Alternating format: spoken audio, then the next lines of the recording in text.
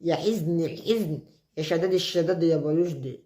بقول لكم يا جماعة إن نادي الزمالك عام 2016 دخل له تبرعات علشان المدرب فيويا، وفي جان ساسي اللي وجع لياسي خلاص خلاص، وحمدي النقاز دخل لهم تبرعات بقيمة 7 مليون يورو.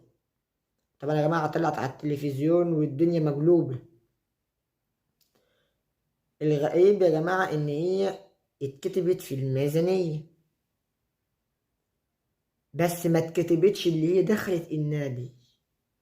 طبعا احنا كلنا هنقول إن هم راحوا 7 مليون يورو، راحوا الساحل الشمالي الشرير، واحنا هنا بنصيف على الشط بتاع قريتنا.